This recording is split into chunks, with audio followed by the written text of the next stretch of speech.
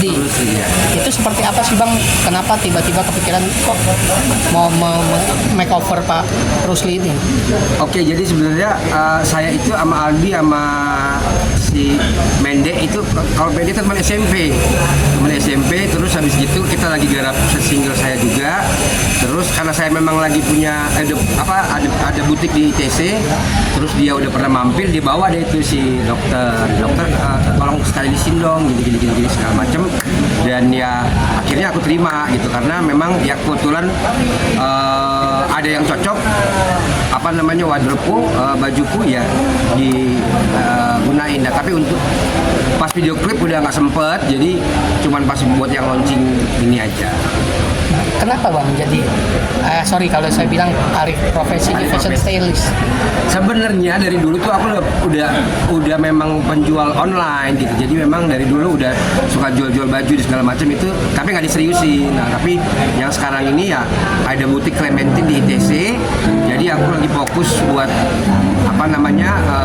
jual-jual baju di situ, dan juga memang ngedesain juga, ada jaket, ada blazer, ada baju cewek juga gitu. Jadi itu memang nerusin si owner yang dulu dipercayakan aku untuk dijalani. Sejak kapan Bang dulunya? Kan dulu katanya udah ada. Baru 2 bulan. Kalau tokonya baru 2 bulan, tapi kalau online live streaming atau jualan di online udah lumayan lama. Yang Abang berminat banget untuk jadi seorang fashion stylist apa sih?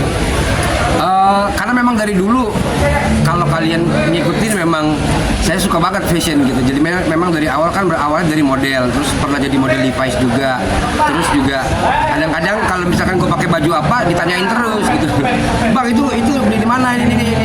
Bahkan kadang-kadang malah barang jualan gue yang nggak laku, yang baju gue yang dimintain. Jadi gue pikir ya udahlah, baju-baju gue kayaknya mau gue gue produksi, dan memang kita desain sendiri, ada jas dan blazer laki-laki, dan juga baju perempuan, dress perempuan. Nah, ngedesain ini sejak kapan Bang? Maksudnya dalam konteks apa? Baru. Kenapa tertarik mendesain Bang? Udah capek ya beli barang orang. Udah capek beli barang orang, dan mahal juga. Jadi gue pikir, ayo udahlah, gue kayak misalkan jaket ini gue bikin sendiri gitu. Dan kalau memang ada yang tertarik, ya memang gue sengaja bikinnya banyak. Jadi kalau mereka mau beli, mau samaan gitu ya sama gue, ya akhirnya gue jual gitu. Jadi kenapa tertarik mendesain, karena memang gue ngerasa passion gue ada di situ gitu. Tapi selama ini potensi itu belum dikembangkan. Ada kesulitan nggak sih, apalagi yang Iya. Karena kan ada juga. Iya. Untungnya beliaunya bisa diarahkan gitu, bahwa ya udah, makanya akhirnya dia memutuskan untuk pakai yang warna merah itu yang tadi, karena aku bilang ini sih bagus buat agak mewah lah,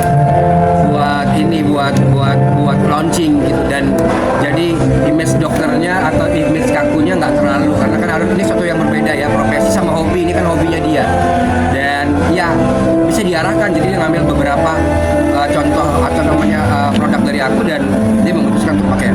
Bang lu ngambil ilmu sendiri nggak sih Bang dalam konteks kuliah desain sendiri nggak sih, atau hanya otodidak? Otodidak. Ini otodidak sebenarnya hobi yang akhirnya bisa juga ternyata dikembangkan buat untuk jadi bisnis gitu. Jadi ini jadi main bisnis aku lah. Tapi ada brand tersendiri nantinya atau Ada, aku udah punya brandnya Clementine. Clementine itu ada di ITC udah berapa tahun, tapi 2-3 bulan ini udah diserah terimakan aku yang terusin. Jadi ini memang udah ada yang diteruskan. Trendingnya yang 2025 ya. 2025 ini aku sih gradasi ke warna-warna coklat ya, warna-warna coklat, warna-warna alam, itu yang lagi kita ini. Tapi kalau untuk yang casualnya ya kayak gini-gini, kaos-kaos gitu lah, aku iniin bikinin buat orang-orang yang nggak mau yang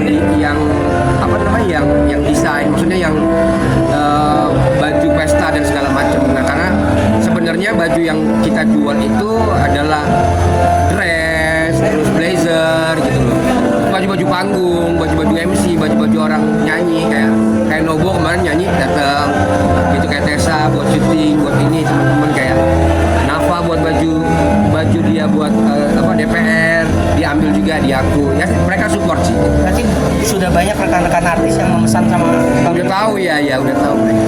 Kenapa Bang lebih tertarik mendesain? Apakah tidak ada jawaban dari syuting, tawaran syuting atau seperti apa? Karena memang aku memang lagi cari sesuatu yang berbeda ya gitu kan. Sambil memang kan baru keluar gue dari tahun lalu, jadi menurut gue belum saatnya gue untuk berkecimpung kembali gitu. Gue harus stabil dalam hal finansial dan harus ada pekerjaan yang tiap hari harus gue kerjakan tanpa harus bergantung dengan callingan yang belum, karena memang juga orang banyak yang belum tahu dan memang aku nggak ke situ dulu arahnya. Aku mau gedein si brand Clementine ini sama I Am Rock ini, kaos dan Bang, kemeja dan jaket. Ini kan baru keluar kan ya? Iya. Seterpuruk apa sih Bang dalam konteks akibat barang haram tersebut? Nggak worth it lah, nggak worth it ya. Apalagi saya karena public figure mungkin ya, jadi agak lama. Dan memang gue harus lewatin itu semua. Tapi itu suatu pelajaran yang sangat berharga, bahwa you will lose what you mismanage. Kau akan kehilangan apa yang nggak kau hargai, apa yang nggak kau jaga, apa yang nggak kau kelola dengan baik gitu. Jadi aku kehilangan semua yang pernah aku bangun dari nol. Tapi di situ gue sadar sekarang ini saatnya untuk restart ya, untuk memulai lagi sesuatu yang baru, yang fresh. Tapi ketika bicara ketergantungan, masih ada nggak sih rasa itu? Sudah selesai, udah lama selesai, dan memang yang terakhir kan agak lama itu, gue 4 tahun 9 bulan COVID di dalam, semua di dalam gitu. Jadi yang kali kedua ini gue bener-bener nggak mau main-main lagi. Jadi sebelum bebas udah yang clean, udah bersih. Cuma memang begitu keluar kan harus ada yang dibangun kembali gitu. Jadi makanya aku nggak buru-buru untuk main sinetron dan segala macam. Tapi sama Oki nanti mau bikin series ya, Oki yang saudaranya Kejutut tadi kita udah bicara, mungkin Januari ini. Bang, terpuruk kemarin ada nggak sih support dari orang-orang terdekat atau malah lu ditinggalkan sama kawan-kawan lu? Kalau ditinggalkan wajar ya, apalagi gue udah 2 kali, jadi gue tidak menyalahkan lagi. Kalau yang pertama gue masih yang sombong, yang kok mana sih teman gue banyak dan segala macam. Tapi akhirnya yang kedua gue malu sendiri gitu. Oh ternyata gue masih sering over value myself, gue masih sering menganggap gue kuat, menganggap gue pantas untuk dibela apa segala macam. Tapi yang kedua ini ya udah gue keep silent, dan gue lebih ke introspeksi diri sendiri. Yang support banyak banget, nggak bisa disebutin satu persatu, tapi yang ninggalin juga banyak. Nah yang ninggalin itu bukan salah mereka, karena masa lu terpuruk orang-orang harus ikut terpuruk semua kan, enggak. Nah jadi aku ngerasa bahwa ini cuma proses, bahwa gue harus bisa ngelihat, nggak harus naif lagi bahwa dunia ini memang kejam gitu loh. Jadi once you berbuat kesalahan, apalagi berhubungan dengan hukum, jangan deh, karena kita apalagi lawannya negara. Kita bukan lawan perorangan ya, narkoba itu lawannya negara. Jadi aku sudah ampun pemerintah, ampun Tuhan Yesus, ampun semua. Jadi setelah keluar itu ku tutup rapat-rapat. Satu saat akan jadi buku, satu saat akan jadi film, satu saat akan jadi legacy, warisan, bahwa don't you ever try. Kalau lu mau nggak sampai kehilangan. Tapi kalaupun lu sudah kehilangan, sudah terlanjur atau sudah mencoba, itu bukan akhir dari segalanya. Kita tetap bisa survive dan bangkit kembali. Tapi kehidupan di dalam banyak yang bilang menyeramkan. Kalau yang Bang Jupiter alami seperti apa sih? Susah ngomongnya. Kalau emang pengen ngerasain, gua telepon nih. Mau masuk sehari aja 2 hari.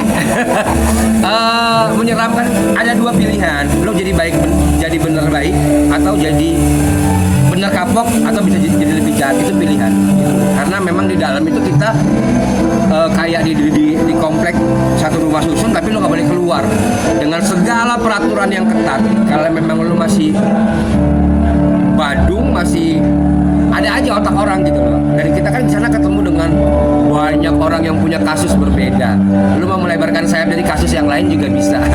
Lu mau stop di kasus lo dan mau berubah juga bisa gitu. Jadi memang nggak bisa disalahkan. Memang penjara itu untuk efek jerah ya.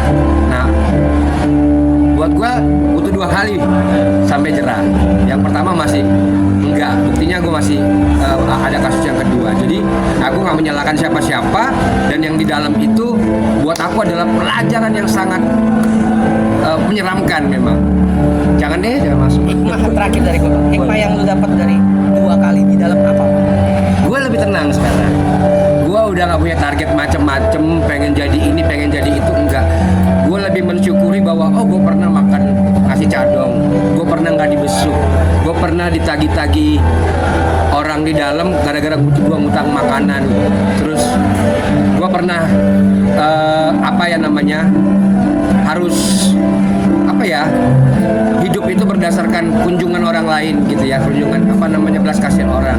Jadi yang gue pelajarin bahwa sekarang ini hidup gue harus gue syukurin dan jalanin hari per hari. Kesusahan sehari cukup untuk sehari, besok mempunyai kesusahannya sendiri. Dan aku bersyukur sekarang udah punya bisnis, itulah aku lagi kembangkan, dan hopefully ini juga nanti akan mengembang ke yang lain-lain. Kalaupun memang kayak si Oki mau bikin series dan aku diajak, ya puji Tuhan, alhamdulillah. Tapi kalaupun enggak, ya paling enggak aku udah punya bisnis sendiri, udah punya penghasilan sendiri. Terima kasih Bang. Sama-sama.